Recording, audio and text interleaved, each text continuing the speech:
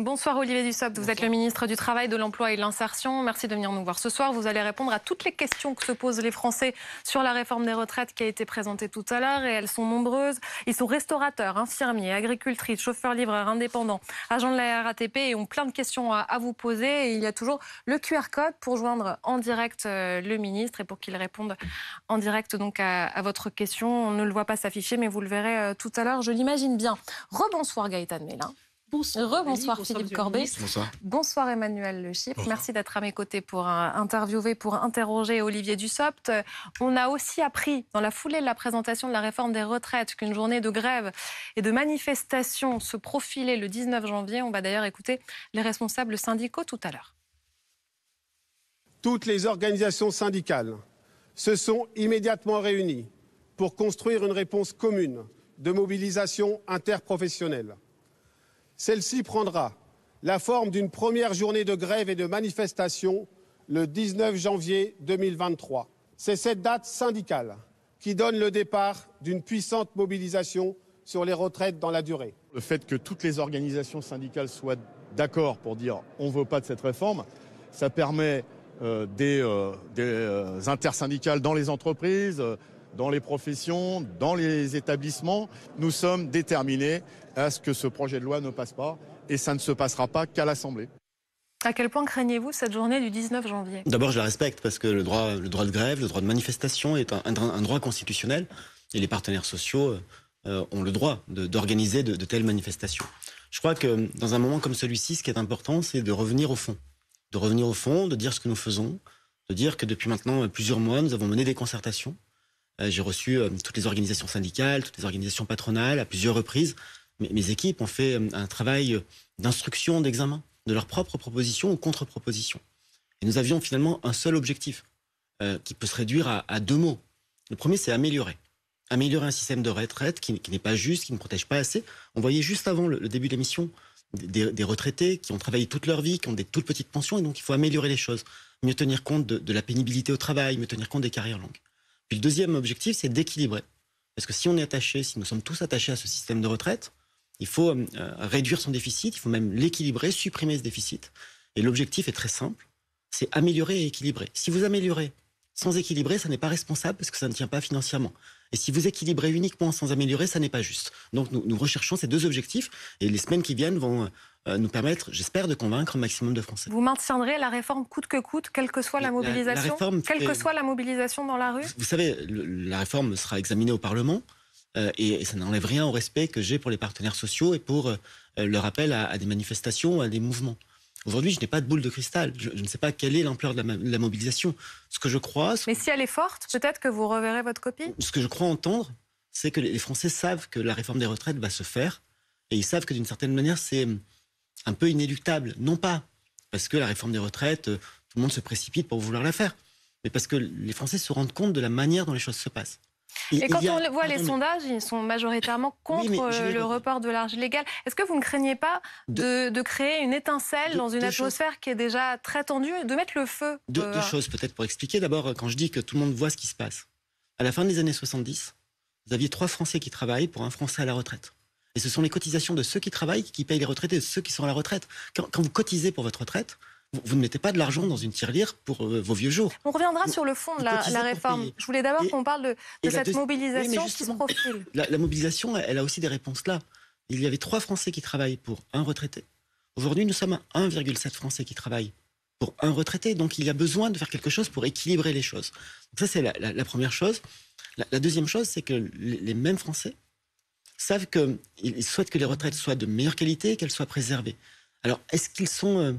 satisfaits? Vous citez les enquêtes d'opinion, les sondages. Oui, le sondage Elab encore de la semaine dernière. Je pense que nous aimerions tous, mais absolument tous, vivre dans une société où chacun choisirait exactement le temps qu'il consacre au travail dans sa vie et le moment où il part à la retraite. Parce que la retraite, c'est finalement quelque chose de très intime, de très personnel. Ça renvoie à la fois à la projection. C'est le moment de votre vie où vous vous arrêtez de travailler, vous entrez dans la 3e, 4e phase de votre vie. Ça peut être un peu inquiétant. Vous pensez au risque de dépendance, vous pensez à vos vieux jours en réalité. Ou alors on dit qu'on va profiter de la vie et que ça va être très bien de les deux ne sont pas incompatibles. Ouais. Puis c'est aussi le moment où vous retournez sur votre carrière et vous faites le point. Et parfois, ça réveille des souvenirs de précarité, de séparation, parce que tout ça est extrêmement lié. En fait, c'est très humain. Et à cette question très humaine, nous devons apporter des réponses. Vous ne répondez pas à ma question. Chiffrées. Vous voyez ce que je veux dire? Il y a une colère qui monte. C'était encore très, très clair dans le sondage de Bernard Sananès de la semaine dernière. Est-ce que vous ne craignez pas que cette réforme des retraites soit une étincelle qui mette le feu au climat social? Je ne crois pas, parce que je suis convaincu, peut-être que je me trompe, mais je suis convaincu que les Français savent que cette réforme est nécessaire. Est-ce que vous avez des questions? J'imagine que vous en avez plein à poser au ministre du Travail. Alors, je vais vous poser une question, une question qu'on s'est posée sur le plateau avant et que peut-être se posent les Français.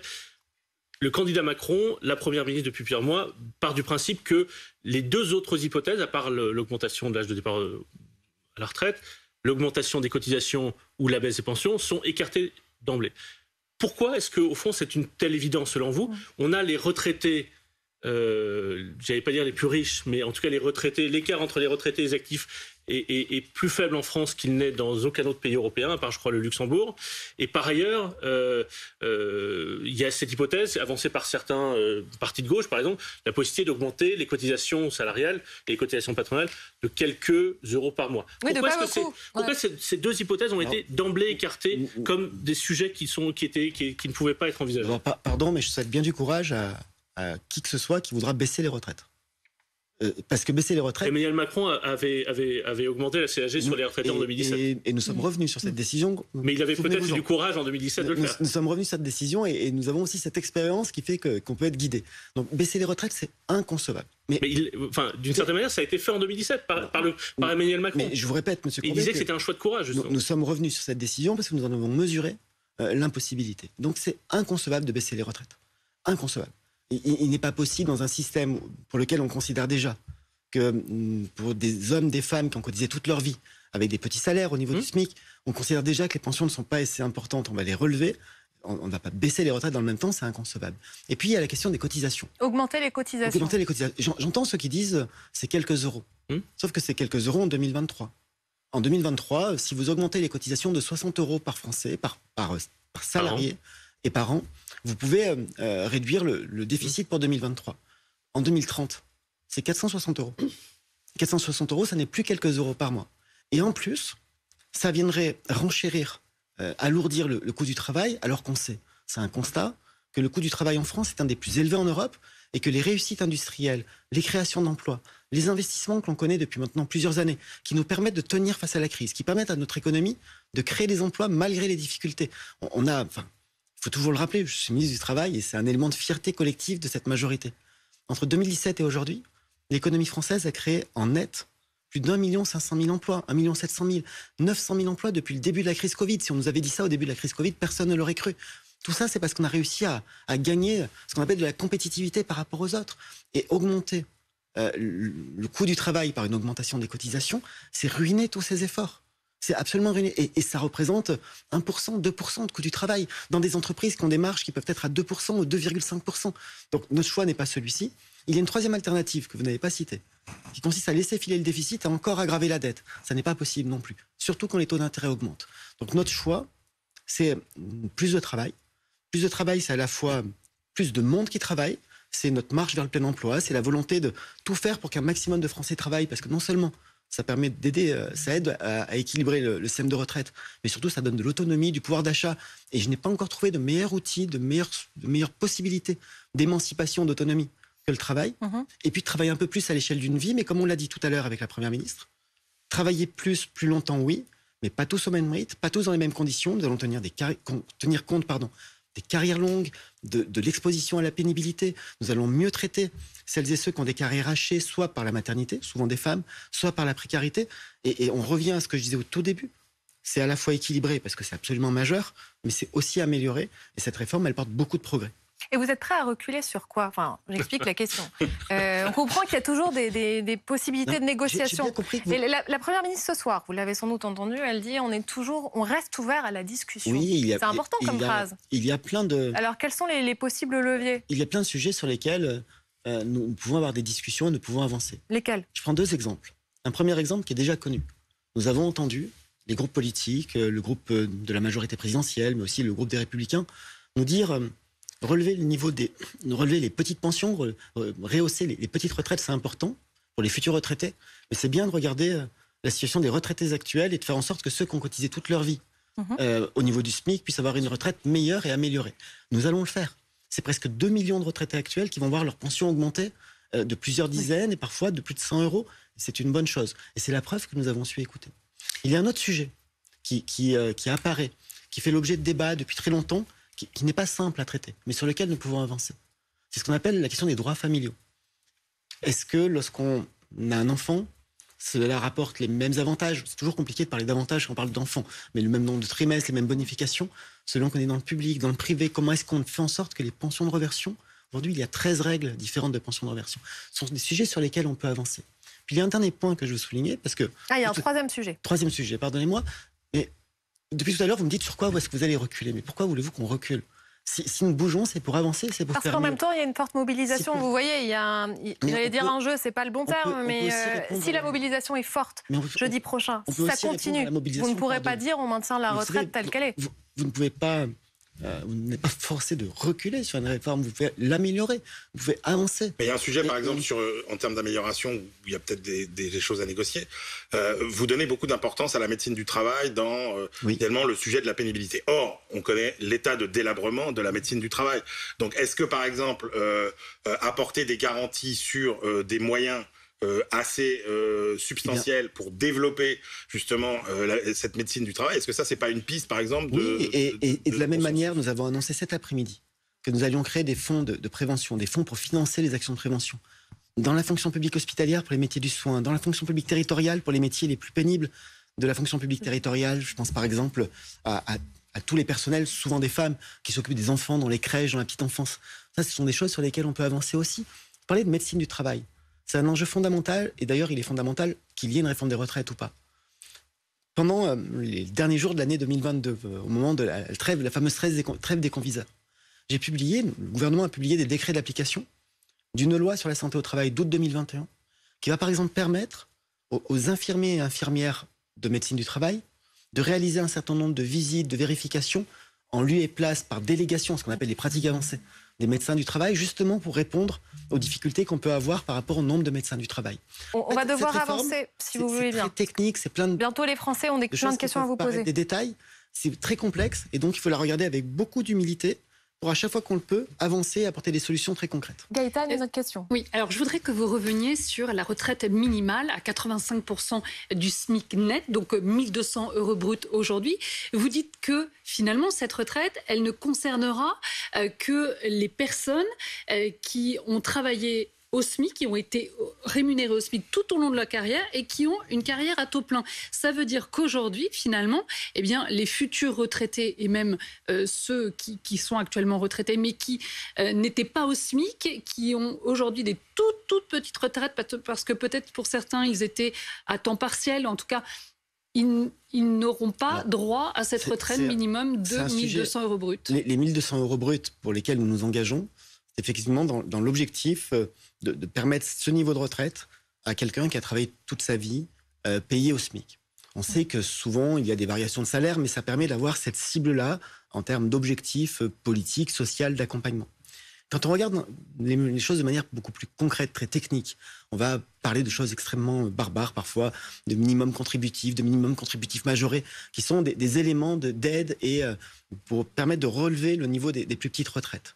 On a un système, le système que nous proposons, qui va permettre évidemment de relever la retraite de ceux qui ont travaillé toute une vie, mais aussi de tenir compte de carrières hachées. Notre système va protéger et garantir ces 85% pour des hommes, des femmes qui auront connu un an à un moment, un an à un autre moment d'interruption, pour des périodes de chômage, pour des périodes après une maternité sans qu'il y ait eu reprise d'activité. Nous allons faire en sorte de bien protéger cela. Et vous évoquez par exemple les personnes qui sont à temps partiel. D'ores et déjà, les modalités pour valider cotiser un trimestre permettent d'emmener celles et ceux qui sont à plus de 35% de temps de travail. Donc c'est extrêmement technique, mais je vais vous donner un ordre de grandeur. On va tout de suite retrouver... Aujourd'hui, nous avons 650 à 700 000 personnes qui partent à la retraite chaque année. Ce que nous proposons en matière de relèvement, de rehaussement des petites retraites, va permettre à presque 200 000 personnes sur ces 700 000 d'avoir une retraite plus importante. 200 000 personnes sur 700 000. C'est ça qui est important. C'est-à-dire 100 € supplémentaires par rapport à un minimum retraite, c'est ça? C'est 784 €? Dès le mois de septembre 2023, nous allons relever les retraites minimum de 100 €, ce qui permettra d'atteindre 85% du SMIC. Ensuite, ça sera indexé sur l'évolution du SMIC pour que ça soit tenu dans le temps, que ça soit garanti dans le temps. Et 100 euros, c'est une forme de moyenne. Mais il y aura toujours des retraites inférieures à 1 200 euros. Oui, pour des gens qui auront, par exemple, travaillé toute leur vie à mi-temps. Parce que sinon, on arriverait à un montant de retraite qui serait supérieur à salaires sur lesquels ils ont cotisé. Monsieur le ministre, il y a justement beaucoup de questions sur les petites retraites et vous allez avoir l'occasion de répondre à toutes les questions que les Français se posent. S'il est possible de répondre de façon succincte et claire, à chaque fois, je sais que c'est difficile, mais on va quand même essayer. Bonsoir Jean-Charles, vous êtes restaurateur, vous tenez la buvette Amandonnée à Toulouse, vous avez 53 ans, vous avez commencé à travailler tôt, à 17 ans en apprentissage. Ça fait donc 36 ans que vous travaillez. Quelle est votre question ce soir à Olivier Dussopt? On vous écoute. Bonsoir. En fait, ma question, c'est moralement, comment vous pouvez, mais je dois travailler jusqu'à 74 ans, et à partir de là, avec le peu de santé qui me reste, avoir une vie tranquille. Pardonnez-moi, monsieur, mais je n'ai pas très bien entendu la question. Vous avez dit 74 ans? Oui, ça sera à 74 ans, j'aurai droit à 1 273 euros par mois. Pardonnez-moi, mais ça me paraît très loin, 74 ans. Vous avez commencé à travailler à quel âge? J'ai commencé à travailler à l'âge de 17 ans en 4 ans. Et vous avez travaillé toute votre vie? J'ai travaillé toute ma vie. Alors, j'ai été joueur de rugby, où bien sûr ça rentre pas dans les points retraite, mais c'était considéré comme un travail puisque j'étais imposé dessus.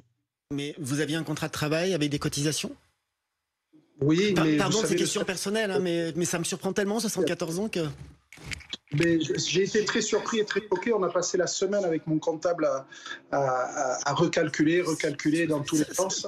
Pardonnez-moi, parce que... Je suis pas si peignant que ça, quoi. Je ne veux pas vous interrompre, mais ça me paraît très étrange. Je vais vous faire une réponse sur 2 points. Le premier, c'est que si vous avez commencé à travailler à 17 ans et que vous avez eu un contrat de travail tout au long de votre vie, quand je dis contrat de travail, c'est un salaire avec des cotisations vieillesse. Vous bénéficiez du système de carrière longue et que nous maintenons, qui permet à celles et ceux qui ont cotisé 5 trimestres avant 20 ans de partir 2 ans avant l'âge légal, donc autour de 62 ans.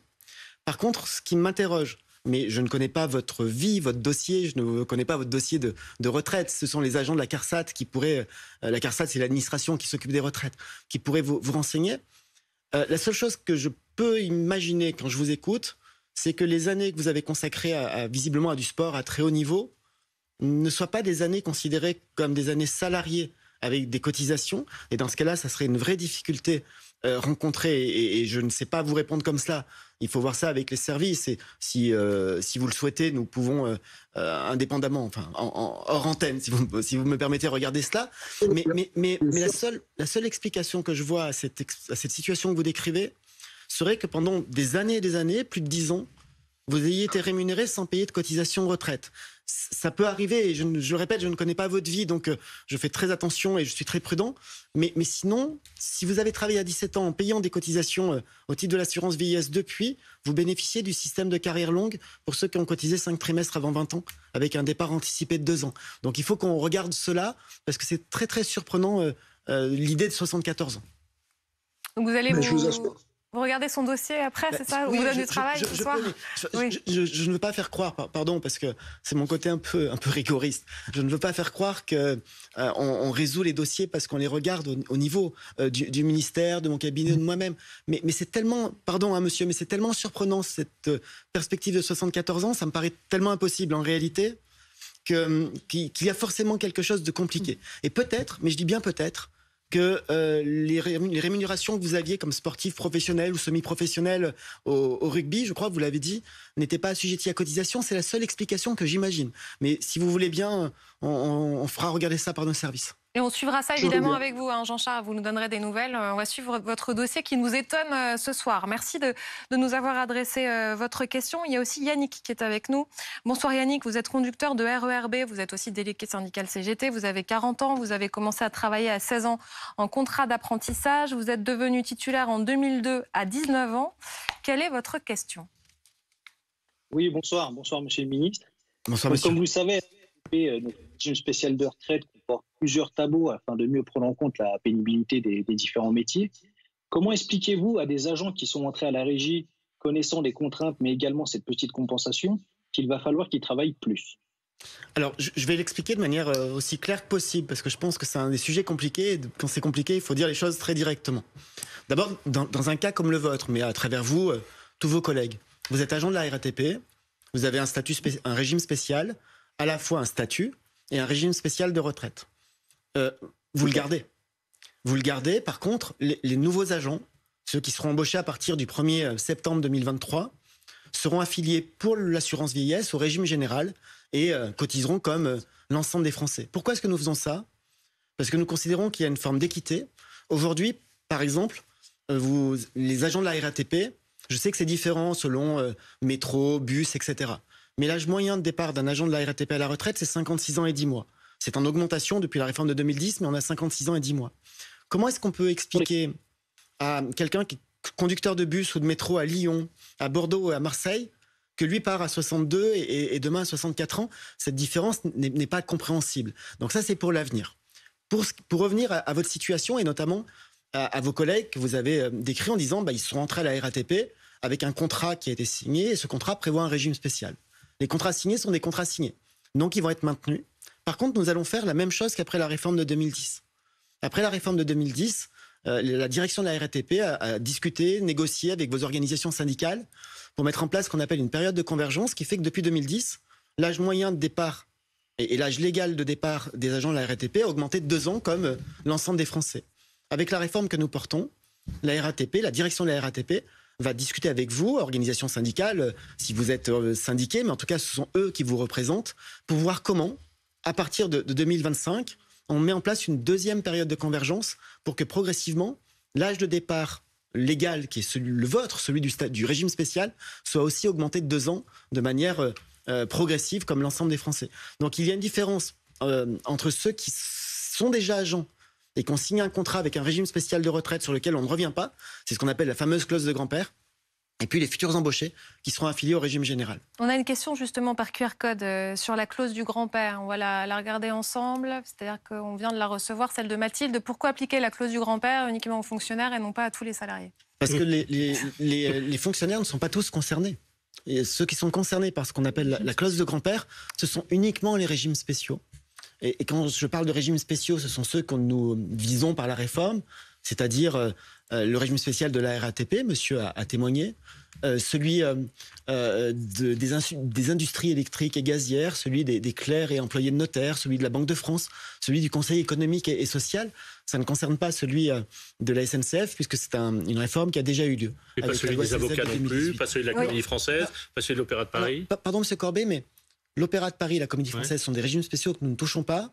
Très peu de monde, des métiers très spécifiques. Oui, on ne va pas danser à 62 ans d'Abayadère, mais s'il y a des questions, c'est quand même une question qui se pose. Il y a des gens qui se disent pourquoi est-ce que moi je suis à la RATP ou à la SNCF, ça me concerne, et des comédiens, je sais pas ça. Parce qu'on l'a dit, vous ne dansez pas à 70 ans. Mais par contre, vous avez cité les avocats. Oui. Les avocats, ce n'est pas un régime spécial. C'est un régime autonome. Une caisse autonome. Et pourquoi on ne les met pas dans un régime qui permettrait aussi d'équilibrer dans la société et de compenser d'autres... Ça s'appelle le système universel que nous avons essayé en 2019 avec la fusion de tous les systèmes de retraite des 42. C'était bien le projet du candidat Macron en 2017. Qui est extrêmement compliqué à faire, nous l'avons mesuré. Par contre, c'est un régime autonome, le système des avocats. C'est la même chose, bénéficiaire. Par exemple, pour le régime, aujourd'hui, oui, c'est pour le régime des professions libérales, pour le régime des infirmiers, je pense à la Carpinco, ce sont des sigles qui sont parfois un peu compliqués à prononcer, mais qui existent, il y en a énormément. Et les régimes autonomes, par exemple, vous citez celui des avocats, lorsque l'âge de départ du régime général augmente, celui des régimes autonomes augmente aussi. En l'occurrence, lorsqu'on est dans le domaine des professions libérales, souvent l'âge est déjà largement supérieur. Il y a plein de questions quand même sur les régimes spéciaux. Pourquoi quand on calcule la retraite des fonctionnaires, c'est l'autre question qu'on va regarder, pourquoi ne pas calculer les retraites des fonctionnaires sur les 25 dernières années et non pas sur les 6 derniers mois? Pour 2 éléments de réponse aussi. D'abord pour dire que lorsqu'on est salarié du régime général, on cotise sur la totalité de son salaire. Et on peut avoir des primes qui ne comptent pas pour la retraite, mais les primes en général sont une toute petite partie de la rémunération. Mais vous cotisez sur tout votre salaire.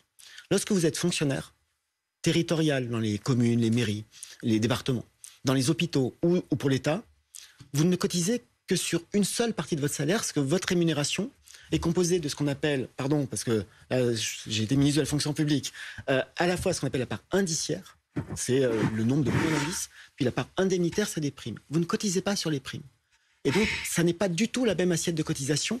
Et il y a quelque chose d'assez particulier, c'est que souvent on m'a dit, mais 25 années, les 25 meilleures années pour le privé et les 6 derniers mois pour le public, comme généralement on gagne un peu mieux sa vie à la fin qu'au début, c'est très avantageux pour le public. Et donc, en fait, quand on regarde ce que représente la première retraite que vous percevez par rapport à votre dernier salaire, on appelle ça le taux de remplacement. C'est la comparaison entre votre première retraite et le dernier salaire.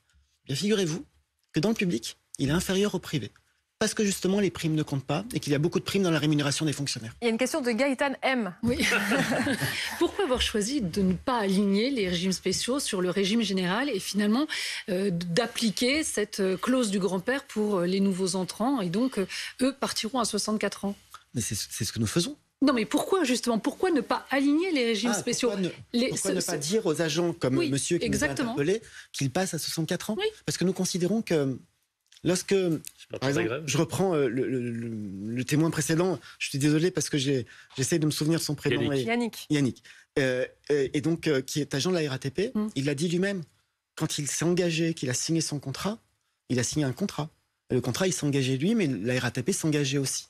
Et donc, oui, mais quand l'ouvrier a signé son contrat, il a signé aussi son contrat pour pouvoir partir à 62 ans, pas à 64 ans. Mais je l'ai dit aussi tout à l'heure, ce qu'on appelle la clause de grand-père fait que vous gardez le statut, vous gardez le régime spécial, mais ça n'empêche pas les salariés en régime spécial de travailler 2 ans supplémentaires. Augmenter de 2 ans aussi. Mais c'est aussi parce que vous avez peut-être peur des grèves. On a vu en 1995, quand Alain Juppé avait tenté de réformer les régimes spéciaux, à quel point ça avait suscité une mobilisation très forte dans le pays et que beaucoup de salariés qui ne bénéficiaient pas des mêmes avantages que ceux des régimes spéciaux de la RATP et de la SNCF étaient d'une certaine manière solidaires, ou en tout cas accompagnaient le mouvement et étaient contents que les agents de la RATP et de la SNCF portent leur colère. C'est aussi cette peur-là qui existe. Vous savez, quand on... Parce que mathématiquement, on dit que ça vous ferait 12 milliards d'économies là tout de suite maintenant, et vous cherchez 12 milliards. Donc ça aurait pu être une réponse rapide. D'abord, je ne partage pas tout à fait ces chiffres, et puis je le répète, on tient beaucoup à cet engagement de contrat. Et vous savez, je réponds à la question sur la peur. Quand on engage une réforme des retraites comme celle que nous engageons, si c'est la peur qui nous guide, on ne le fait pas. Et pour le coup, la peur n'est pas ce qui caractérise ni le président de la République, ni le gouvernement auquel j'ai l'honneur de participer. Justement, sur ce point-là, Emmanuel Le Chypre, sur le rapport du corps, chacun le lit comme il veut, sur la nécessité ou pas de réformer pour économiser combien. Vous le lisez comment? J'aurais aimé avoir votre lecture à vous. Ouais, c'est pour ceux qui le lisent vraiment, en fait. Il y a ça aussi. Non, sachant que dans le corps, il y a des syndicalistes, il y a dans le panel d'experts pour faire les calculs. Bon, d'abord, c'est assez roboratif. Le problème du rapport du corps, c'est que vous faites des hypothèses vous faites des projections sur le très long terme, et faire des projections sur le très long terme, ça suppose d'avoir des hypothèses. Et donc, si vous faites des hypothèses sur l'équilibre du régime de retraite, vous êtes obligé d'avoir des hypothèses sur l'évolution de l'emploi, sur l'évolution de la productivité, sur la croissance, sur l'inflation, etc. Et donc, la démographie, évidemment. Et donc, le corps fait plusieurs, effectivement, scénarios. Le problème, effectivement, c'est là où il y a un aspect un peu cotonneux dans les rapports du corps, c'est que au fil des années, on a eu des tonalités qui ont varié assez brutalement. Emmanuel Macron, ministre des Finances, on lui remet un rapport du corps qui n'est pas le même que celui qu'on lui remet quand il est président de la République en termes de nécessité de faire une réforme ou pas. Oui. Et donc, ce que dit le rapport du corps, c'est que oui, sans réforme, il y a une forme quand même de soutenabilité, c'est-à-dire que nos finances publiques ne partent pas complètement dans le rouge, mais grosso modo c'est assez simple. Si on ne fait aucune réforme aujourd'hui, en 2035, on a 20 milliards de déficit sur notre régime de retraite. Si on fait la réforme, on a 10 milliards d'excédent. Voilà. Donc ce que disait le rapport du corps, en fait, c'était pas que la réforme n'était pas forcément nécessaire ou pas, il y avait débat sur le degré d'urgence en fonction des scénarios du rapport du corps. On a aussi beaucoup de questions qui nous viennent de fonctionnaires en catégorie active, les policiers, les pompiers, les soignants qui peuvent partir plus tôt à la retraite en raison de la pénibilité de leur métier. On est avec Yannick. Bonsoir Yannick.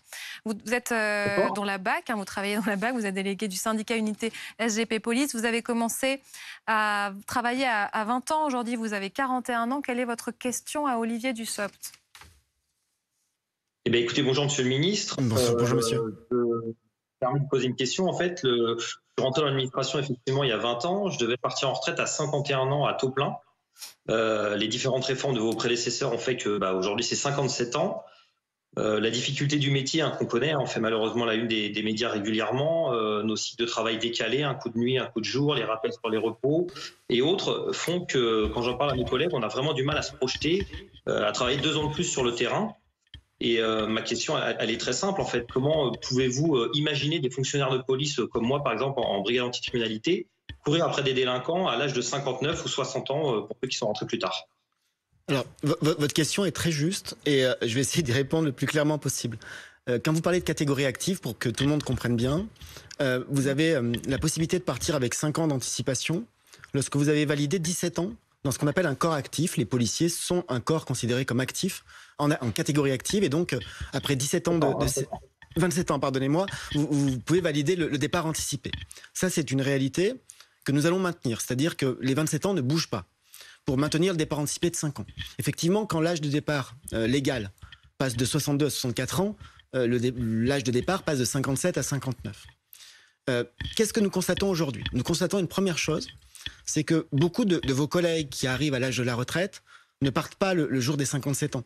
Ils partent un peu après, parce qu'il faut malgré tout avoir les trimestres complets pour avoir le droit de partir. Et donc, on sait que l'âge effectif de départ, celui qu'on constate, est supérieur à l'âge d'autorisation de départ. Et donc, même si on bouge un peu la borne d'âge, ça n'est pas mordant pour reprendre cette expression. Il y a une autre modification, 2 autres modifications que nous allons apporter, qui sont importantes et qui peuvent, je pense, apporter des réponses à vous et à vos collègues.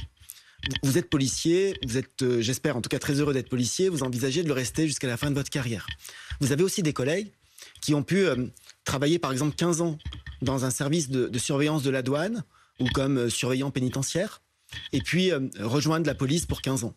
Aujourd'hui, avec les règles telles qu'elles existent, si vous n'avez pas 27 ans de policier, vous n'avez pas les 5 ans de bonification. Et même si vous dites, mais regardez, j'ai 15 ans surveillant pénitentiaire et 15 ans policier, ce sont 2 catégories actives, on vous dit, mais il fallait faire 27 ans dans l'un ou dans l'autre et pas à cheval sur les 2. Et donc, on va mettre en place ce qu'on appelle la portabilité, ce qui fait que des agents publics comme vous, qui auront travaillé 27 ans dans des services actifs, mais des services actifs qui pourraient être différents, auront droit à départ anticipé. Et puis, il y a une autre modification qu'on va apporter.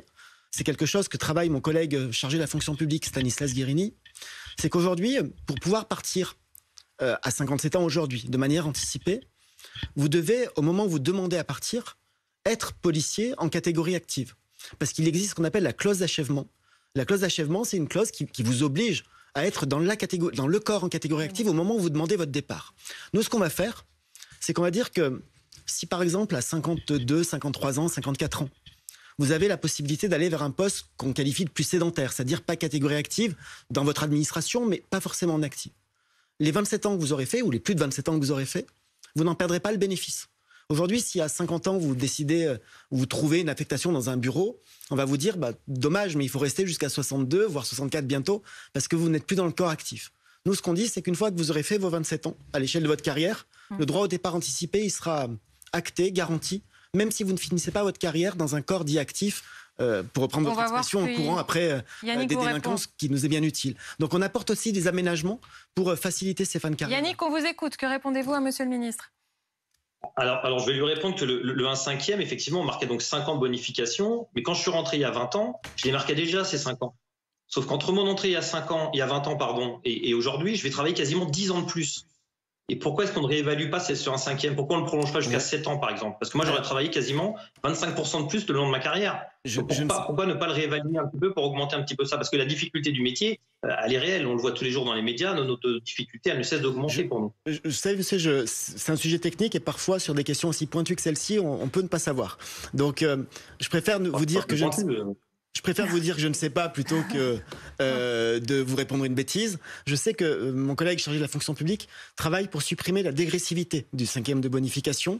Je pense que ça apporte une partie de réponse à votre question, mais comme je n'en suis pas tout à fait sûr, je préfère le regarder, vous faire passer l'info plutôt que vous dire une bêtise, que ce soit d'ailleurs à l'antenne ou pas. Je préfère vérifier avant de vous répondre très précisément sur ce point-là. Oui, on invitera aussi Stanislas Guérini, mais je vois votre air, Yannick, et c'est vrai qu'on sait que c'est un sujet sensible. Quand vous voyez qu'il y a une journée de manifestation, de mobilisation le 19 janvier prochain, vous vous dites quoi? Que c'est une bonne chose? Vous soutenez ce mouvement?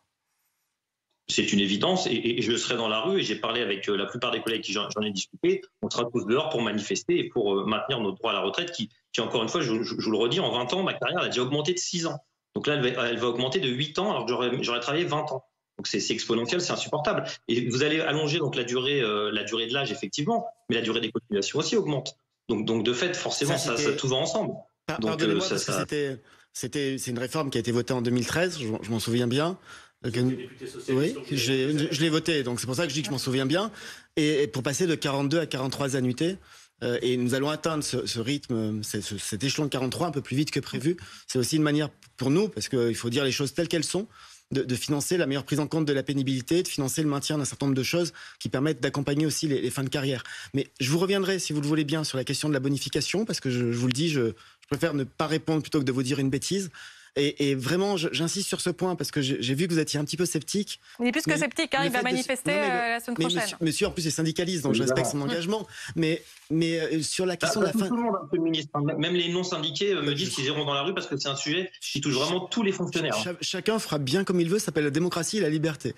Mais regardez bien, si vous me permettez de ce conseil, cette question de la fin de carrière et de la clause d'achèvement, parce que ça va aussi permettre d'aller un peu plus loin dans la carrière tout en ne perdant pas le bénéfice du départ anticipé. C'est un vrai point important et un vrai progrès pour l'ensemble des agents en catégorie active. Merci beaucoup Yannick d'avoir été avec nous. Emmanuel Le Chypre, on sait que ce sujet est très très très sensible, les fonctionnaires d'Active.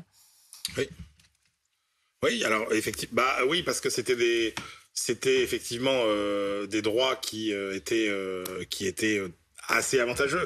Mais en réalité, c'est pour ça que quand vous citiez le chiffre de 56 ans, en fait, il faut bien distinguer ce qui relève de l'âge théorique, l'âge auquel on peut prendre ses droits. Et puis effectivement, la réalité pour pouvoir partir avec une retraite décente. On retrouve la même chose avec les cheminots, par exemple, où effectivement, quand vous regardez l'âge réel de départ des cheminots, par exemple, en fait, il y a beaucoup moins d'écart entre l'âge légal des régimes spéciaux et du régime général et l'âge théorique. Et si je peux me permettre de compléter la réponse, il y a ce qu'on appelle les catégories, alors c'est le bonheur de nos systèmes administratifs, mais il y a les catégories actives avec 5 ans de départ anticipé après 17 ans de service, super actives, 10 ans de départ anticipé après 27 ans de service, et il y a à la fois l'âge à partir duquel on a le droit de partir, puis l'âge de suppression de la décote.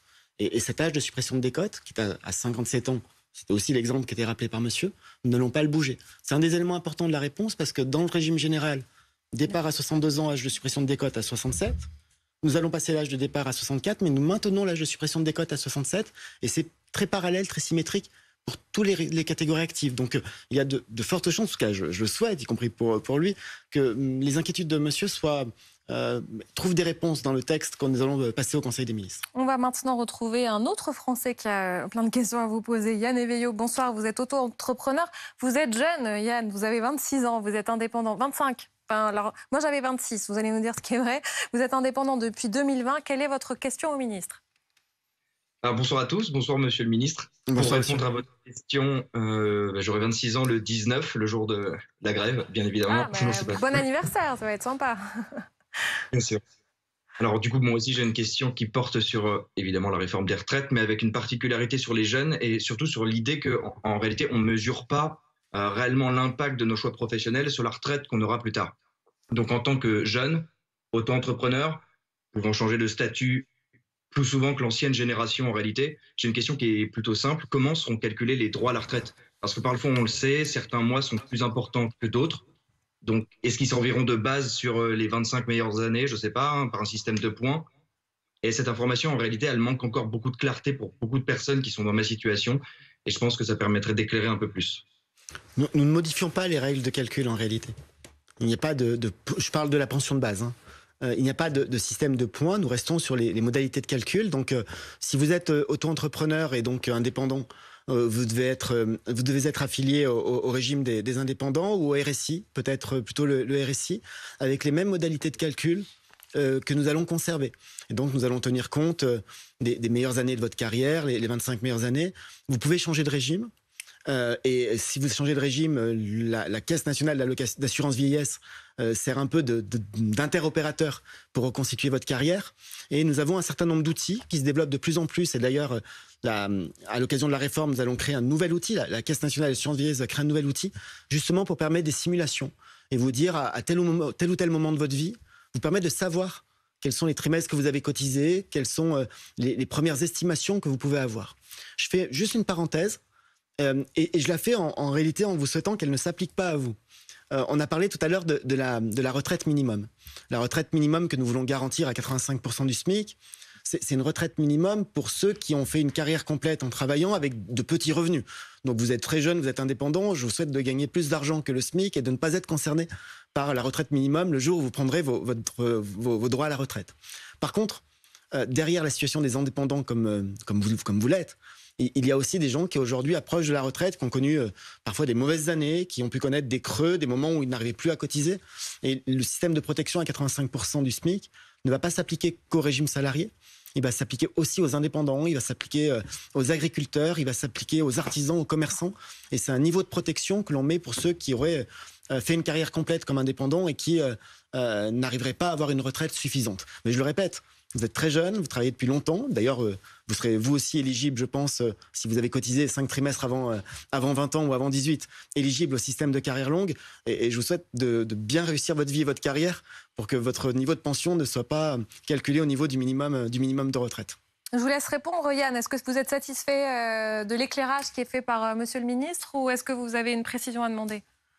Alors, dans tous les cas, ça paraît plus clair, parce que rien ne change en réalité a priori. Donc ça, oui, à part l'âge, mais ça, c'est une bonne chose. De toute manière, je ne suis pas sûr que les personnes de mon âge, de plus jeunes ou à peu près dans la même tranche d'âge se posent la question de savoir s'ils pourront partir à la retraite à 60 ans, 65 ans ou plus. Tout mon entourage global se dit de toute manière, je préfère économiser de mon côté et réussir à faire ma retraite plus tard en dehors des cotisations. Donc, c'est pour ça que c'est aussi un sujet qui ne touche pas beaucoup une part de la jeunesse, à part celle qui est déjà militante, on va dire. Donc, effectivement, il y a un éclaircissement, mais après, ça ne règle pas non plus la problématique sur le fait d'intéresser les jeunes à tous ces sujets, quoi. Merci Yann, merci d'avoir participé à l'émission. On a une autre question qui nous parvient cette fois-ci par le QR code d'une mère de famille. On va la regarder ensemble, la question qui nous est posée ce soir par Rosen, qui est de mémoire mère de 6 enfants et qui nous dit « J'ai été en congé parental 9 ans, soit 36 trimestres avec cette réforme. Mes congés parentaux seront-ils pris en compte ?» Oui, pas forcément jusqu'à 36 trimestres, parce que ça représente beaucoup de trimestres à l'échelle d'une carrière, mais nous allons intégrer plus de trimestres des congés parentaux dans le calcul de la retraite des parents. Et quand on dit les parents, c'est souvent les femmes. Et combien ? On souhaite, notamment pour la prise en compte dans le cadre des carrières longues, on souhaite au moins pouvoir intégrer 4 trimestres.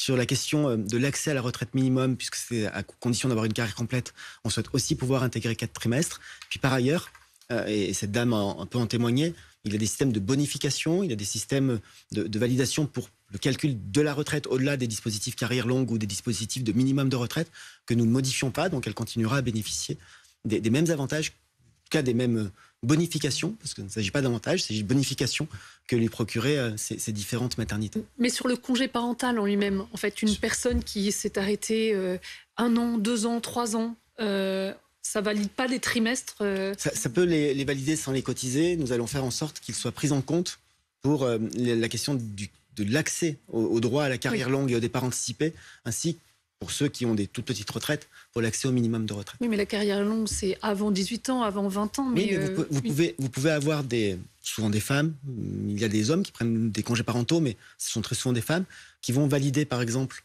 5 trimestres ou avant 18 ans ou 5 trimestres avant 20 ans, mais qui, lorsqu'elles vont arriver au moment où elles pourraient bénéficier d'un départ anticipé, vont se faire rétorquer et répondre que leurs congés parentaux ne sont pas comptés dans les 42 années aujourd'hui, 43 demain, nécessaires pour avoir droit au départ anticipé. Le fait de les réintégrer leur permettra de garder le bénéfice du départ anticipé malgré ces interruptions de carrière pour des motifs parentaux. Si je ne me trompe pas, le congé parental rémunéré date des années 80.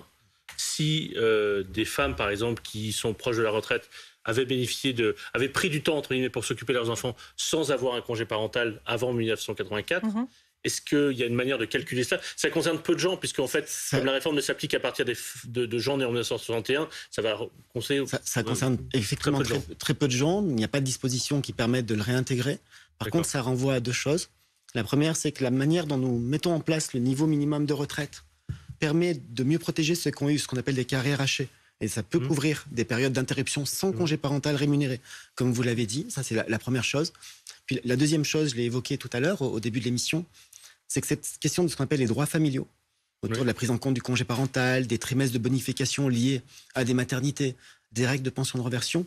C'est une question qui est terriblement complexe, que nous n'abordons que très peu dans la réforme, parce que nous considérons qu'il est nécessaire d'y travailler de manière très approfondie. Nous allons demander au Conseil d'orientation des retraites.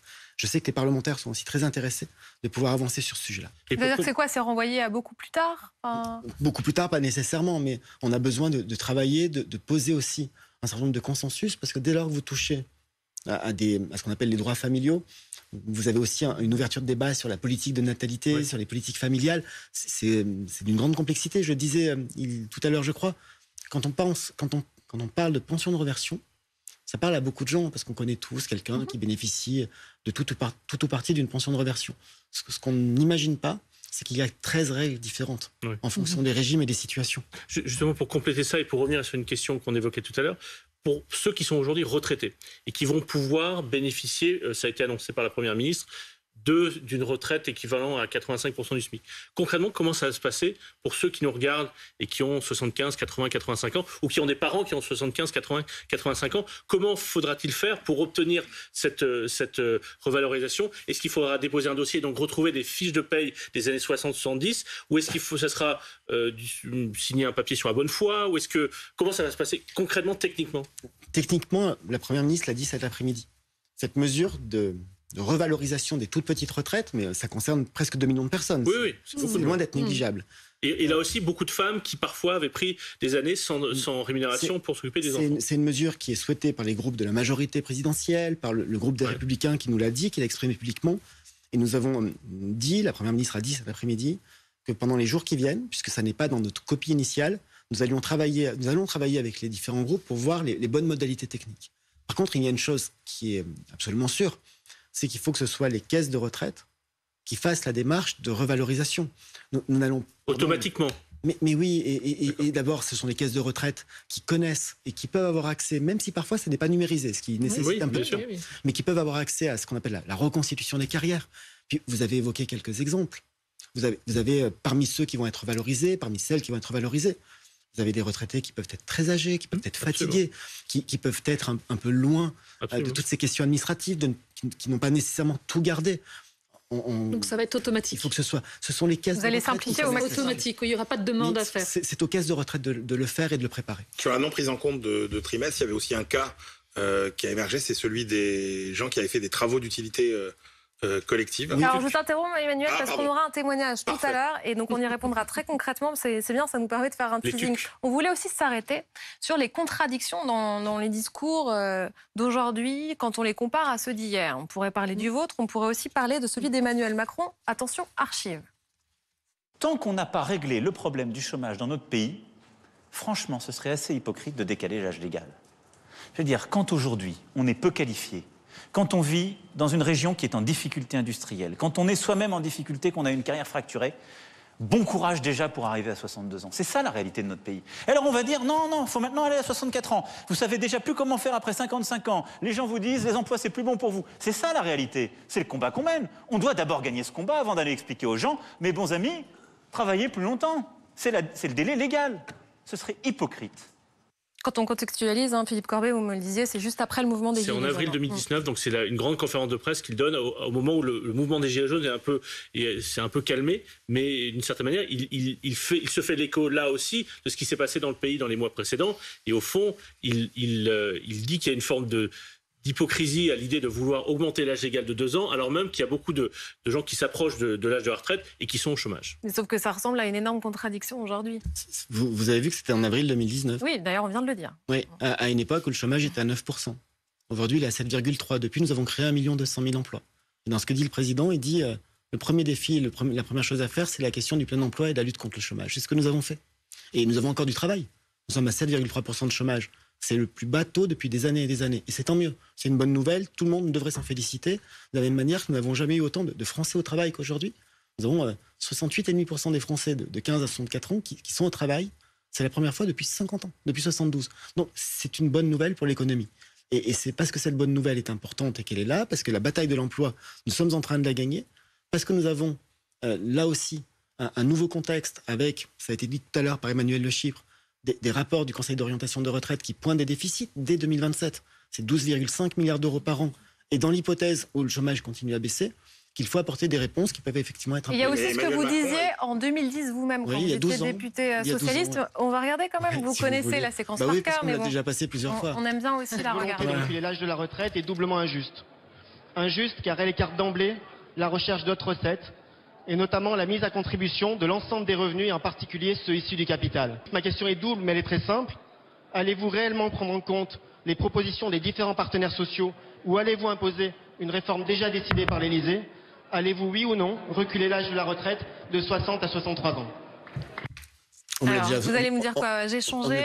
Vous disiez que la réforme était injuste à l'époque, il s'agissait de la passer à 62 ans, et aujourd'hui, vous voulez la faire passer faire passer l'âge légal à 64 ans. Que s'est-il passé, Olivier Dussopt? D'abord oui, parce que la maturité politique fait qu'on évite parfois les solutions simplistes. Donc j'ai changé, c'est ça il faut assumer parfois de mûrir et de mesurer peut-être plus les contraintes et la complexité des choses. Nous sommes aussi à un moment très différent, avec un taux de chômage qui est sans commune mesure. En 2010, c'était plus de 12%. Et c'était à la sortie d'une crise, et d'une crise violente. Puis par ailleurs, en 2010, il n'y avait pas dans la réforme tous les outils, tous les accompagnements que nous prévoyons, mieux mesurer, mieux prévenir la pénibilité, mieux tenir en compte des carrières longues. Il n'y avait pas de minimum de retraite. Et en cela, je reprends la question que j'ai posée. Il y a beaucoup des demandes, et je sais qu'il y a des désaccords, des différends, et que les syndicats s'opposent à la réforme sur l'âge.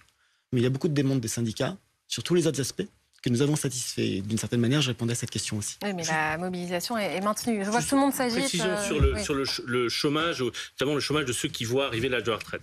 Ceux qui sont nés au second semestre 1961 ou en 62-63, qui aujourd'hui sont au chômage, soit de façon subie, soit parce qu'ils ont négocié un départ avec leur entreprise et donc aujourd'hui sont au chômage. Et finalement, on comptait avec l'échéance du départ à la retraite. Il y a le risque qu'ils se retrouvent dans la situation où ils vont avoir 3 mois, 6 mois, 9 mois en fin de droit. Comment ça va se passer pour eux, en fait? D'abord, ce cas de figure est relativement... je parlais avec quelqu'un aujourd'hui qui est exactement dans ce cas-là, qui est né en 1962 et qui au fond, maintenant, va compter ses mois avant l'échéance de ses droits. Son âge de départ va être porté à 62 ans et 6 mois. Derrière votre question, il y a un phénomène très français. Quand je dis très français, c'est que le système économique français, industriel, l'a porté depuis longtemps. Oui, les entreprises se débarrassent de leurs seniors. C'est d'utiliser les règles d'indemnisation de l'assurance chômage pour justement faire des plans sociaux déguisés. Absolument. C'est un point auquel nous voulons... C'est massif dans le pays, ça existe dans beaucoup d'entreprises. Et malheureusement. Et d'ailleurs, dans la réforme, nous avons aussi beaucoup d'outils sur l'emploi des seniors. Est-ce que vous y allez assez fort sur le sujet? Parce que par exemple, vous prévoyez la création d'un index, effectivement.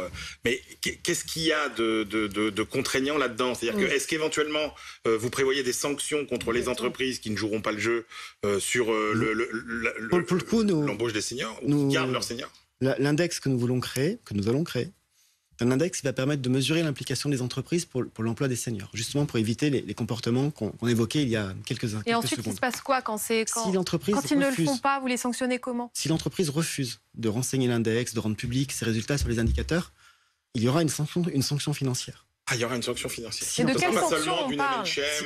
Si l'entreprise refuse de publier ses résultats. Et de quelle sanction on parle? Olivier Dussopt, est-ce que vous pouvez être plus précis? Juste permettez-moi de finir ma phrase. C'est un point qui est très important. Si vous voulez que je sois précis, il faut que je fasse des phrases en entier. Oui, voilà, il faut aussi que je pose des questions et quand vous répondez pendant 5 minutes, c'est plus difficile. Pardon, mais c'est juste un sujet compliqué. Ah oui, mais ça, bien sûr, on a plein de questions. Et les sujets compliqués, ça ne se traite pas en 3 mots. La sanction n'est pas claire quand vous dites on va sanctionner, c'est assez flou. Pardon, mais nous avons... Vous allez me dire que c'est trop long, mais je vais quand même aller au bout de la phrase. Nous avons un index qui existe aujourd'hui. C'est l'index sur l'égalité professionnelle entre les femmes et les hommes. Qui est décrié par certains, d'ailleurs. Lorsqu'une entreprise, il marche bien et les notes s'améliorent, ce qui prouve que les entreprises font des efforts en fonction de l'index. Quand les entreprises refusent de renseigner l'index, elles ont une sanction qui est calculée en pourcentage de leur masse salariale. Le pourcentage exact n'est pas fixé puisque ça relève d'un décret et ça fait l'objet de discussions. Et donc, ce que nous allons faire, c'est que pour les entreprises de plus de 300 salariés, qui refuseront de remplir l'index sur les seniors, il y aura cette sanction financière. Après, il y a la question des entreprises qui remplissent l'index et qui respectent cette obligation nouvelle.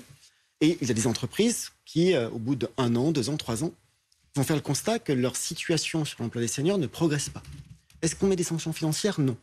Par contre, on met, et c'est une demande des organisations syndicales, une obligation renforcée de négociation et de négociation d'accords sociaux. C'est d'une très grande technicité parce que ça relève du Code du travail, mais on met l'emploi des seniors comme un des sujets de négociation obligatoire dans le cadre de la gestion des emplois et des parcours professionnels, qui est une obligation de négociation tous les 3 ans. Mais est-ce que ça ne serait pas plus simple finalement de sanctionner les entreprises qui de fait se séparent des seniors à partir de 55 ans? C'est-à-dire ne pas attendre l'index, mais en tout cas dès qu'une entreprise se sépare d'un senior à 55 ans qui s'inscrit au chômage, en fait, empêcher Vous savez quoi, Lily Stop, vous allez répondre juste après la pub. Je vais laisser passer la pub. Donc, voilà, allez, à tout de suite.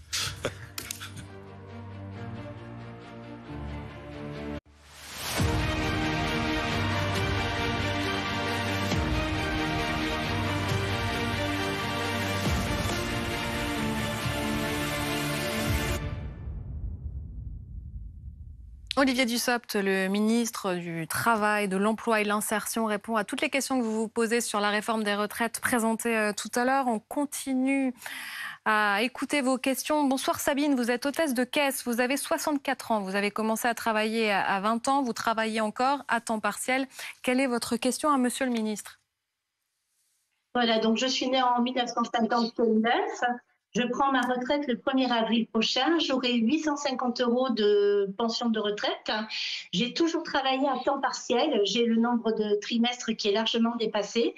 J'aimerais savoir s'il est judicieux pour moi de partir, au lieu de partir au 1er avril 2023, comme c'était prévu, retarder mon départ à la retraite à l'été 2023 pour bénéficier de la pension à 1 200 € brut. Et si en tant que travailleuse à temps partiel toute ma vie, j'ai droit à ces 1 200 € bruts. Pardon madame, parce que je vais vous faire une réponse un peu sèche, mais par définition, non. Non, parce que c'est 1 200 € pour une carrière complète et sur l'essentiel du temps à temps plein. Parce que si on prévoyait, par exemple, une pension à 1 200 € brut pour toutes les personnes, et par exemple pour, je ne sais pas si vous travaillez à mi-temps, à 3/4 de temps, mais imaginons à temps partiel, 25 heures. Voilà, à temps partiel. Mais imaginons que vous soyez à mi-temps toute votre vie. Si on met une pension à 1 200 € brut, ça signifie que finalement, votre pension de retraite est supérieure au salaire que vous avez perçu et sur lesquels vous avez cotisé en fonction du niveau de salaire, évidemment, auquel vous êtes rémunéré. Mais vous m'avez dit être hôtesse de caisse et je sais que les hôtesses de caisse n'ont pas des rémunérations qui sont extraordinairement hautes. Donc, cette pension minimum, c'est pour une carrière complète, avec des petits trous, si vous me permettez cette expression, des petits moments moins bien, parce qu'on a ce système de protection. Mais c'est l'idée d'une carrière complète à temps plein et pas d'une carrière intégralement à temps partiel.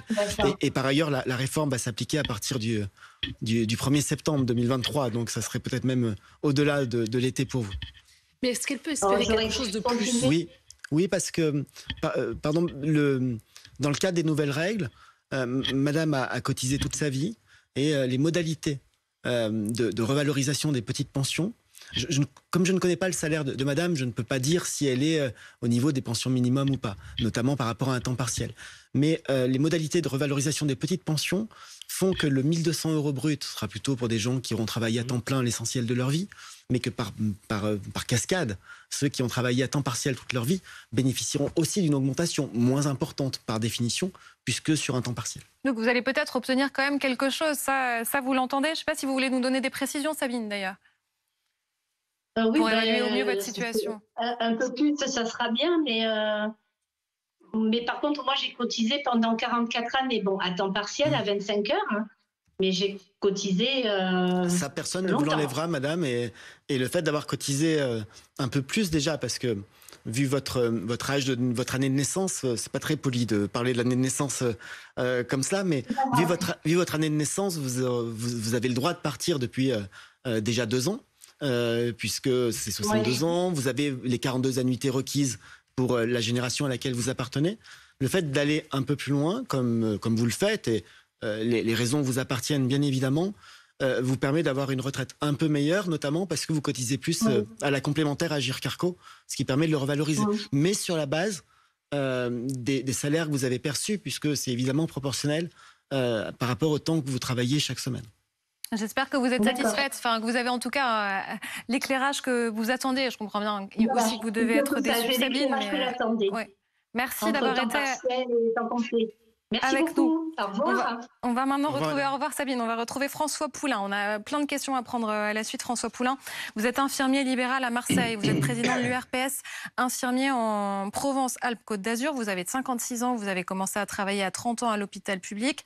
À 35 ans, vous vous êtes installé en libéral. Quelle est votre question ?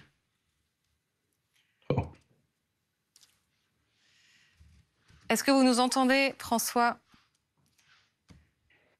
Bon, je pense qu'on essaiera de vous joindre un peu plus tard.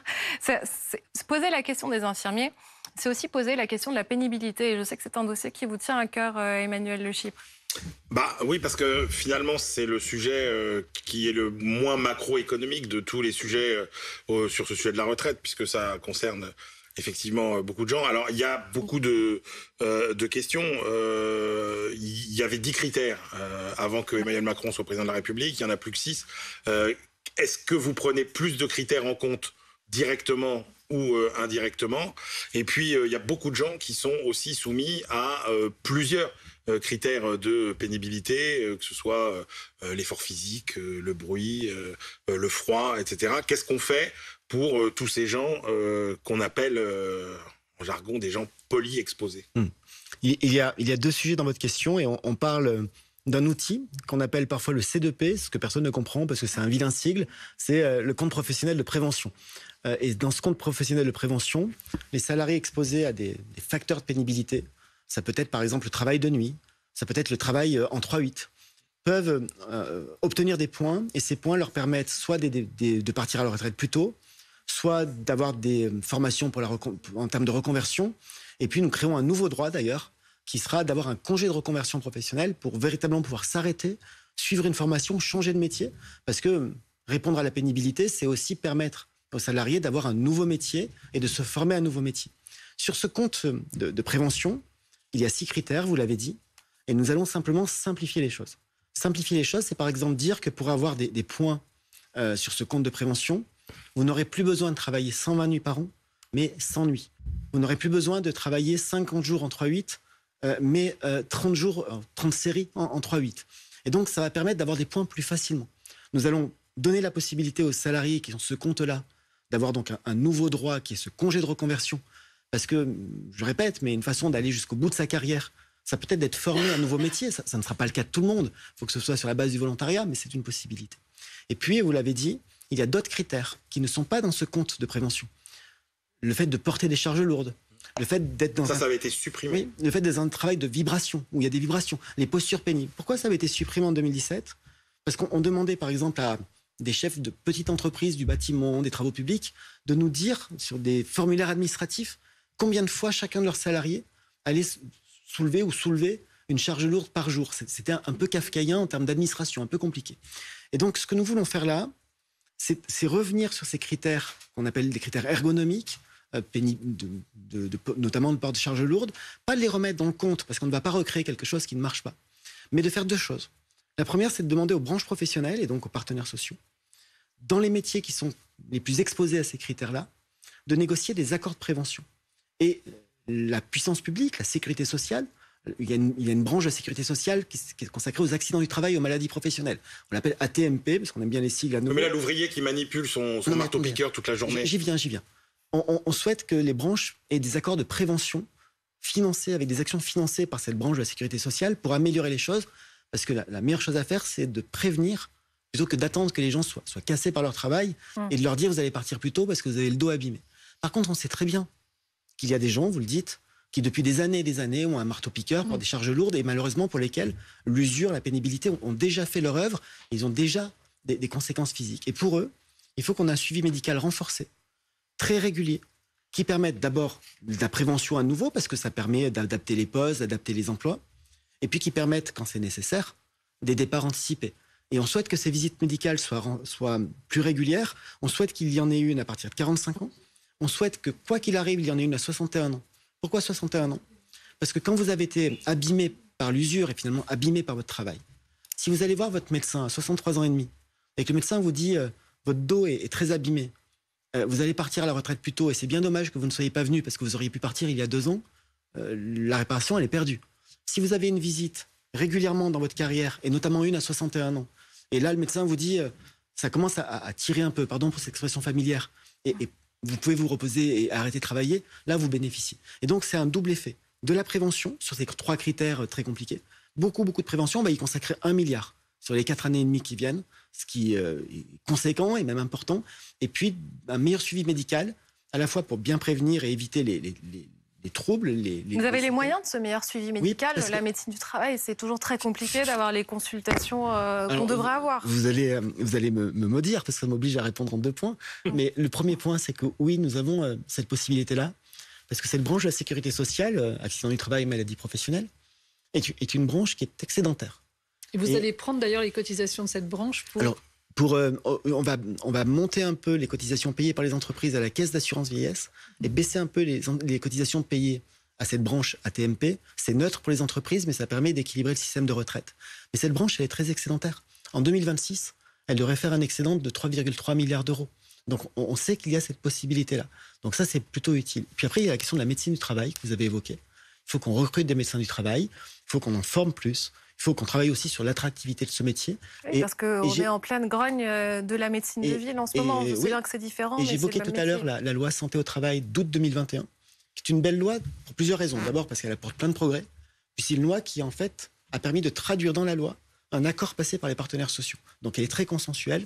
Et cette loi permet par exemple de développer ce qu'on appelle les pratiques avancées pour les infirmiers en médecine du travail, et donc de répondre aussi à ces difficultés que nous pouvons avoir, comme dans tout le secteur de la médecine, sur la démographie médicale. Et une question de Marlène. Pardonnez-moi, ces salariés exposés à des critères de pénibilité, ils peuvent espérer partir combien de temps à l'avance? Aujourd'hui, avec le fameux C2P, le compte de prévention que j'évoquais, vous pouvez obtenir des trimestres vous permettant de partir un trimestre, 2 trimestres, et en général... Jusqu'à combien? Ça va difficilement jusqu'à 2 ans.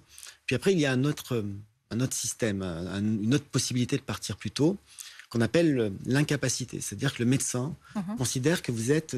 Surtout pas que vous êtes incapable, c'est pas mais il considère que physiquement, vous êtes dans l'incapacité de continuer à travailler. Et donc, cette possibilité-là, c'est le médecin qui en décide, le médecin du travail, avec une deuxième visite, ou en tout cas une validation par le médecin conseil de la sécurité sociale, et cet accès à un départ anticipé pour incapacité, pour inaptitude, le terme inaptitude est peut-être mieux et plus parlant, nous allons aussi le simplifier un peu. Donc vous ne changez pas vraiment les règles? Si, mais les simplifier. Dire par exemple que ceux qui ont eu un accident du travail ou une maladie professionnelle et qui ont un taux d'incapacité reconnu à au-dessus de 20%, parce qu'il y a toujours des taux de reconnaissance, de handicap, d'incapacité, ils puissent avoir un accès plus automatique au départ anticipé. On va regarder la question de Marlène. J'ai 54 ans, je suis infirmière hospitalière, j'ai commencé à travailler à 20 ans. J'ai racheté mes années d'études et j'ai élevé seule mes 2 filles âgées respectivement. J'ai pas l'âge. Bon, à quel âge pourrais-je donc partir à la retraite? Est-ce que les enfants et le rachat de ces études seront retenus et donneront droit à des trimestres avec la nouvelle réforme? Alors, que je ne fasse pas de bêtises. Le rachat des études, qui est une possibilité, quand on dit racheter les études, c'est-à-dire cotiser volontairement pour racheter les trimestres et faire en sorte qu'on puisse verser de l'argent à la sécurité sociale pour avoir des trimestres et les cotiser comme si on avait travaillé. Ça ne change pas. Là où je ne peux pas répondre à la question de madame, c'est parce qu'elle dit qu'elle est infirmière, et j'ai cru comprendre quand vous avez lu la question, vous avez donné les éléments, qu'elle était infirmière à l'hôpital public. Si elle est infirmière à l'hôpital public, il y a 2 possibilités. Il y a une grosse dizaine d'années, peut-être 15 ans, les infirmiers et les infirmières étaient dans la catégorie de fonction publique qu'on appelle la catégorie B. Et ils demandaient à passer en catégorie A. Ça a été accepté. Mais les infirmiers qui étaient en catégorie B relevaient de ce qu'on appelle la catégorie active, qu'on a évoqué avec le monsieur qui était policier tout à l'heure, avec 50 départs anticipés. Et le fait de passer en catégorie A, ils ont perdu cette catégorie active de 5 ans. Par contre, les infirmiers qui étaient infirmiers à ce moment-là ont eu le choix entre dire je reste catégorie B pour partir 5 ans avant, ou je prends la catégorie A et je perds mon départ anticipé. Je ne sais pas ce que ça donne à choisir. Il nous manque en effet cet élément. Une question qui va préciser, on a juste peu de pour temps, cette Gaëtane, femme, on a 10 c'est minutes. que pour chaque enfant élevé ou adopté, eh bien, une mère de famille ou bien même un père peut gagner 8 trimestres par enfant. C'est important. En termes de trimestres validés. En termes de trimestres validés. On n'est pas important de le dire. Je dis validé parce que là aussi, c'est un des éléments de complexité de notre système. Vous avez des trimestres validés qui permettent de savoir si vous avez une carrière complète. Puis vous avez des trimestres cotisés qui permettent de déterminer le montant de la retraite. Et c'est malheureusement parfois un peu surprenant pour les assurés. Et ça renvoie peut-être aussi à la difficulté de lisibilité de notre système. C'est aussi pour ça que la Caisse nationale d'assurance vieillesse travaille sur un simulateur qu'elle va mettre en place dans les prochains jours, permettant d'y voir le plus clair possible sur la situation de chacun et de comprendre les effets de la réforme. Je ne veux pas vous mettre la pression, mais regardez, Philippe Martinez vous observe, vous écoute aussi en direct. Il est dans les locaux de BFM TV, le secrétaire général de la CGT, qui sera l'invité dans un quart d'heure de Maxime Switek, puisqu'il y a, c'est l'autre annonce du jour, une journée de grève et de manifestation qui est prévue le 19 janvier. On continue avec la question d'Yves. Bonsoir Yves, vous êtes trésorier de l'association TUC. Ça va plaire à Emmanuel Le Chypre. Les oubliés de la retraite, vous avez 62 ans, vous avez commencé à travailler à 22 ans, vous avez fait 1 an de travaux d'utilité collective, ce qu'on appelle le TUC. On parle de ces contrats aidés créés en 1984 et supprimés peu après. Quelle est votre question ? Oui, bonjour. Ma question, c'est que bonjour, j'ai vu que vous avez intégré la réparation des TUC dans la réforme des retraites. On voulait avoir un peu plus d'explications sur comment vous allez réparer ça et comment vous allez compter ces années TUC, ces trimestres TUC par rapport à nos années. C'est-à-dire, est-ce que c'est 50 jours de TUC égale un trimestre, validé, cotisé, réputé ? Comment vous comptez réparer cette injustice ? D'abord, si vous me permettez, monsieur, je pense qu'il faut que tout le monde comprenne de quoi on parle. Oui. Vous avez été TUC, donc on le disait comme ça à l'époque. J'en ai un souvenir assez précis parce que les TUC, ça a été dit tout à l'heure, ça a été créé vers 84 et ça a été arrêté vers 90. Et les souvenirs que j'ai des TUC, c'était des jeunes femmes, des jeunes hommes qui étaient surveillants dans les collèges où j'étais collégien, à Annonay en Ardèche. Et c'est du travail. C'était souvent du travail, non pas à temps plein. Souvent, vous me dites si je me trompe, mais souvent c'était du 27, 28 heures, 29 heures par semaine, parfois 32 heures, puisqu'on était dans une période où la semaine de travail était à 40 heures. Et la mauvaise surprise... Pardon ? Oui, c'était pour les gens qui travaillaient dans les administrations. Il y avait beaucoup de gens qui ont travaillé pour les associations et eux étaient à plein temps. Et la mauvaise surprise... C'était pas que des 20 heures. Oui, effectivement, la mauvaise surprise, c'est que tous ces trimestres travaillés n'ont pas été comptabilisés. Exactement. Les personnes comme vous qui ont fait des contrats TUC sont aujourd'hui à un âge où elles commencent à demander leur retraite et vous découvrez que ce que vous pensiez être un contrat de travail n'en était pas vraiment un et que l'État n'avait pas cotisé pour vous et pour votre retraite. Donc c'est quelque chose que nous allons corriger, nous l'avons dit cet après-midi. Nous allons regarder le temps travaillé par vous, par tous ceux qui ont été dans ces contrats TUC, et on va les compter comme des trimestres validés. Ce qui fait que lorsqu'on va regarder votre droit au départ, aujourd'hui, d'une certaine manière, à cause de cette absence, vous avez un trou dans votre carrière. On vous dit ces 2 ans, ces 3 ans ne comptent pas. Donc nous les compterons, ce qui fait que si vous avez besoin aujourd'hui de 42 annuités pour avoir une retraite à taux plein, on ne vous dira pas, vous n'en avez que 40 parce que vos 2 années de TUC, si vous avez fait 2 ans, ne comptent pas. Donc on va les réintégrer dans les trimestres validés. Après, la retraite reste calculée sur les 25 meilleures années. Et très souvent d'ailleurs, les 25 meilleures années ne sont pas les années où vous étiez en TUC parce que non seulement ça ne cotisait pas pour la retraite, mais ce n'était pas très bien payé non plus. Vous aviez une autre question ? Oui, beaucoup d'entre nous, vu qu'ils étaient jeunes, à cette époque-là, on se voit amputé d'une carrière longue pour 1 ou 2 trimestres manquants, justement à cause de ces années TUC. Voilà, ça fait partie des bien aussi pris en compte pour les carrières longues. Ça fera partie des trimestres validés. L'exemple que vous donnez là concerne celles et ceux qui ont fait des TUC avant 20 ans. Merci. C'était le but à l'époque quand même. Et c'est bien ce que nous voulons réparer. Merci Yves, merci d'avoir été avec nous, d'avoir participé à cette émission. On va maintenant retrouver Frédéric. Bonsoir Frédéric, vous avez 46 ans, vous êtes cadre en Gironde. Quelle est votre question ce soir à Olivier Dussopt ? Bonsoir à vous, bonsoir Monsieur le Ministre. Bonsoir. J'avais une première question concernant mon départ, concernant mon cas personnel. J'ai commencé à travailler à 25 ans, j'ai cotisé au minimum 2 à 3 ans pendant ma carrière étudiante, où j'ai enchaîné des jobs d'étudiant et jobs de stage. Je devais partir à 66 ans, qu'en est-il avec la nouvelle réforme ? Et ensuite, j'aurai une question complémentaire. Ça ne change rien. Question complémentaire. En fait, je vais être plus précis. Aujourd'hui, vous pouvez partir à 62 ans, mais avec une grosse décote, puisqu'il vous manque des trimestres par rapport aux 43 ans de cotisation que vous devez faire. Demain, avec un âge légal de départ à 64 ans, vous pourrez partir à 64 ans, mais il y aura une décote moins importante, puisque la différence entre 62 et 66 et la différence entre 64 et 66, c'est pas la même chose, mais il y aura toujours une décote. Si vous voulez une retraite à taux plein, ce qui est assez logique, c'est le cas de beaucoup de monde. Il vous faut 43 années de cotisation. Et donc, si ça vous mène à 66, comme vous l'avez dit, ça ne changera rien à votre situation. On écoute votre deuxième question. Très bien. Et du coup, moi, je suis prêt à travailler plus. Mais partant du principe que l'âge de départ à la retraite inquiète les salariés estimant ne plus être en capacité physique optimale au moment du départ à la retraite, est-il envisageable de proposer à ceux qui le souhaitent de bénéficier d'un crédit retraite? Je m'explique. Le crédit retraite, ça consisterait à pouvoir bénéficier, au choix du salarié, d'un congé payé supplémentaire de 3 à 6 mois tous les 5 ans, en contrepartie d'un départ différé à la retraite équivalent. Et ce dispositif a pour but, et moi c'est des choses que je regarde depuis longtemps, mais ça n'existe pas aujourd'hui, ça permettrait aux salariés qui le souhaiteraient de pouvoir utiliser tout ou partie de ce crédit retraite pour pouvoir, à des moments cruciaux de la vie, et en n'attendant pas forcément d'être fatigué ou d'avoir un âge qui est trop avancé pour faire des choses qu'on aurait pu faire avant, de pouvoir bénéficier pour être aidant, pour profiter d'un parcours professionnel différent, pour profiter de sa famille, pour avoir des projets immobiliers, pour voyager, etc. À des moments de la vie, on en a utilité ou on sent en capacité de le faire et non pas en attendant un éventuel départ, quitte à partir plus tard. Je n'ai pas de problème là-dessus me concernant, mais si on a des possibilités de pouvoir en profiter un petit peu avant avec un crédit retraite. Est-ce que c'est envisageable? Si je comprends bien, ce que vous imaginez, c'est qu'on puisse avoir 6 mois de congés payés, par exemple, à 40, 45 ans pour faire un beau voyage ou vous consacrer à votre famille, quitte à ce que votre âge personnel de départ à la retraite passe de 66 à 66 ans et demi pour compenser ces 6 mois.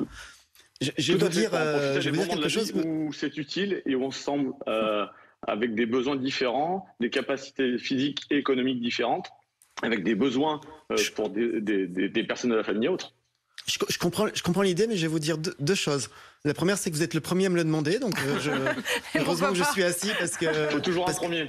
Parce que la demande ne m'avait jamais été faite. On m'a plutôt demandé de réduire l'âge de départ plutôt que de l'augmenter. Vous voyez, donc ça me surprend un petit peu, mais après tout, pourquoi pas. La deuxième, c'est que je réfléchis à voix haute en vous écoutant, et je me dis qu'il faut trouver le bon patron aussi. Parce que ça veut dire que vous demandez des congés payés à quelqu'un pendant 6 mois, alors que les 6 mois supplémentaires que vous envisagez de faire à 65 ou 66 ans, vous ne serez plus forcément avec celui qui aura payé les congés payés. Donc c'est pas forcément évident à mettre en place. Mais je vous dis, je suis un peu surpris de la proposition parce qu'elle est nouvelle. Au final, celui qui cotise, c'est moi et c'est vous indirectement, parce que aujourd'hui ça existe, mais les gens prennent. Non, mais vous m'avez pas. Ça arrête de travailler. Non, mais vous m'avez parlé de congés. Vous m'avez parlé de congés payés, c'est pour ça.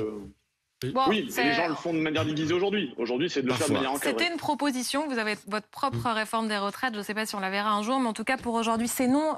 Philippe, on voit Olivier Dussopt avec ces quelques exemples. Là, un cadre qui a aujourd'hui 45 ans, qui a commencé à 25 ans, finalement, l'effet de cette réforme va être très limité, voire quasi nul sur lui. Or, on a entendu des témoignages de gens qui, soit parce qu'ils avaient des métiers pénibles, soit parce qu'ils avaient commencé à travailler tôt, auront un effet de cette réforme. Il n'y a pas une dimension, je dirais pas d'injustice, mais en tout cas, il y a cette dimension-là. Il y a beaucoup de gens pour qui cette réforme ne va rien changer. Ceux qui ont commencé à travailler à 23, 24 Ceux qui ont fait des études, qui ont plutôt un bon salaire, qui sont cadres, au fond, ça ne change pas grand-chose. Déjà partent après 64 ans. C'est pour ça, Philippe Corbet, qu'on a annoncé cet après-midi à la fois de meilleure prise en compte de la pénibilité, mais on a surtout renforcé le dispositif sur les carrières longues. Oui, mais dans la contribution de ceux qui gagnent mieux, qui ont fait de bonnes études et qui, d'une certaine manière, ne vont pas avoir d'effet de cette réforme. Oui, mais ça sera la même durée de travailler à l'échelle de la vie. Le départ anticipé que nous proposons à ceux qui ont commencé à travailler très tôt leur permettra de partir en ayant cotisé 43, maximum 44 ans, et donc autant que ceux qui ont commencé de manière décalée. Ce qu'on a fait et annoncé cet après-midi sur les carrières longues a vraiment cet objectif de ne pas amener des gens à travailler 47, 48 ans, là où on en demande 43 à d'autres. Olivier Dussopt, une dernière question. Elle vous est posée par Mathieu, qui vous demande quand vous allez partir à la retraite, si c'est déjà prévu, et quel sera le montant de votre retraite. J'en sais rien du tout, à vrai dire. J'en sais rien du tout. Alors, vous êtes jeune, hein, vous avez 44 ans. Je suis né en 1978, ce qui signifie que la réforme telle que je la défends, accélération de la réforme de Marisol Touraine, augmentation de l'âge, je prends tout. Ah bah non. Vous prenez tout. Cette réforme-ci ne change rien pour vous par rapport à la réforme Touraine. Par rapport à la réforme Touraine, non, mais ce que je veux dire, c'est que je prends les 2 ans d'augmentation. J'ai travaillé pendant mes études, mais pas suffisamment de trimestres pour être carrière longue, donc je n'ai pas de carrière longue. Et alors le montant, J'en ai strictement aucune idée. Et à vrai dire... On va regarder le simulateur. Bah oui, mais à vrai dire, je fais partie de ceux qui ont tendance à regarder ça d'un peu loin en disant que je ne suis pas pressé d'être à la retraite. Merci beaucoup. Merci à vous. Juste une toute petite question sur le transfert du recouvrement des cotisations à Agirc Arrco. Est-ce que vous maintenez votre volonté en fait, de faire main basse sur ce recouvrement? Alors, il n'y a pas de question de faire main basse. On va retrouver Maxime Souitek. Le projet qui était porté par le gouvernement, c'était d'unifier le recouvrement. Ça ne signifiait pas supprimer Agirc Arrco, c'était unifier les modalités d'encaissement des cotisations. Et j'ai annoncé cet après-midi qu'après avoir écouté les syndicats, les organisations patronales, nous renoncions à cette unification du recouvrement. Voilà, on n'a pas respecté le temps. Désolé Maxime Souitek. Merci en tout cas Olivier d'avoir été avec nous. Bonne soirée avec Maxime. À demain.